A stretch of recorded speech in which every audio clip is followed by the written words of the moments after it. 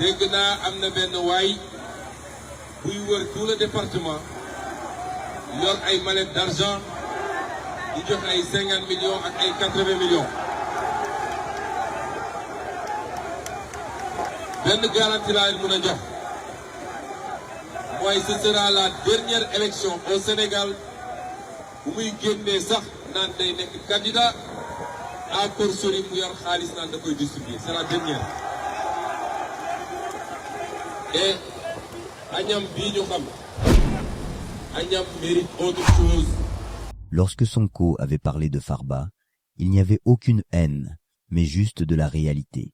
Ça fait plus de 60 ans que les personnes qui sont proches de l'État au Sénégal s'enrichissent en utilisant l'argent public.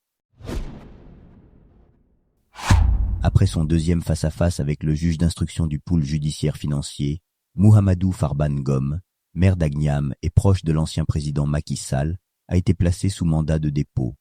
L'édile est poursuivi dans le cadre d'une enquête portant sur des transactions suspectes d'un montant cumulé de 125 milliards de francs CFA, signalé dans un rapport de la Cellule nationale de traitement des informations financières, CENTIF.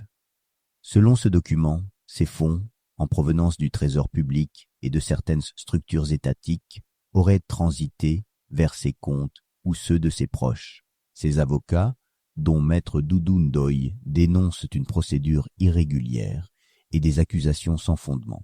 Ils annoncent une conférence de presse pour organiser la riposte et plaider en faveur de sa libération. Du monde libre, du monde qui tient à la démocratie, du monde qui tient aux droits de l'homme et aux libertés. Je voudrais dire au nom de mes confrères avocats du Sénégal, de Paris, de Montpellier et de toutes les villes du monde. Le jeudi 27 février 2025, Mouhamadou Ngom, connu sous le nom de Farba Ngom, a été placé sous mandat de dépôt par le président du collège des juges d'instruction financiers du premier cabinet du pôle judiciaire financier, PJF. Ce responsable de l'Alliance pour la République, APOR, est accusé de détournement de deniers publics portant sur 31 milliards de blanchiment de capitaux et d'association de malfaiteurs. Ces accusations font suite à une enquête déclenchée par un rapport de la Cellule nationale de traitement des informations financières, CENTIF, qui a mis en évidence des transactions suspectes de blanchiment de capitaux estimées à 125 milliards. Lors de son audition, Farba Ngom a nié les faits qui lui sont reprochés, d'après ses avocats. Pour éviter l'incarcération, il a proposé de mettre en garantie des immeubles d'une valeur équivalente au montant en question, une offre que la justice a rejetée. Le procureur financier avait requis son placement sous mandat de dépôt, tandis que ses avocats ont plaidé pour une mise en liberté provisoire sous contrôle judiciaire. Le juge a finalement ordonné son incarcération.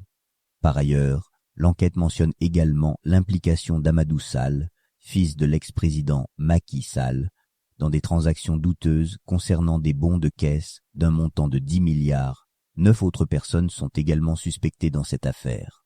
Le procureur du PJF a requis le placement sous mandat de dépôt de tous les suspects identifiés, à l'exception de Mamadou Daf, l'ancien directeur général de la couverture maladie universelle, CMU, mis en cause pour un virement suspect de 35 millions CFA. Il est important de noter que des soutiens de Farba Ngom, rassemblés devant les locaux du PJF, ont été dispersés par la police à l'aide de grenades lacrymogènes. Un important dispositif sécuritaire avait été déployé pour prévenir tout trouble lors de son audition. Nous allons nous battre. Nous parviendrons, et je dis bien nous parviendrons, à montrer au monde entier les grandes irrégularités qui ont gouverné cette procédure jusqu'à l'emprisonnement de Farba Ngom. Et si Dieu le veut, vous le verrez à nouveau libre. Donc il a été retenu. Vous le verrez à nouveau libre. Cette décision attendue par le procureur est motivée par le fait que la CENTIF, la cellule de traitement des informations financières, ait signalé au parquet l'existence de rapports qui tracent des mouvements suspects de gros montants venant du Trésor public ou de certains services de l'État vers les comptes de Mouhamadou Ngom, dit Farba, ou de ses proches. premier sur la liste des dignitaires du défunt régime à devoir rendre compte, Farban Ngom risque d'emporter avec lui son jeune frère Ismaïla Ngom. Comme lui, de nombreuses personnalités de l'administration sous Macky Sall risquent de rendre compte sous peu, parce que dans son réquisitoire, le procureur vise le montant de 125 milliards de CFA. Présent au tribunal du pôle financier depuis 10h15, c'est à 16h que la décision de placer Farban Ngom a été notifiée à Farban Ngom. Il passera sa première nuit ce soir à Rebeuss. Des affrontements ont éclaté entre les partisans du député Farban Ngom et les forces de l'ordre devant un bâtiment situé à proximité du pôle judiciaire financier. Les partisans du député, venus manifester leur soutien et leur mécontentement face à la décision de l'auditionner, ont provoqué des tensions. Ces dernières ont rapidement dégénéré en échange de jets de pierre et en tirs de grenades lacrymogènes de la part des forces de l'ordre. Rappelons que le député Farban Ngom, dont l'immunité parlementaire a été levée par l'Assemblée nationale, est impliqué dans une affaire suspecte de blanchiment de capitaux.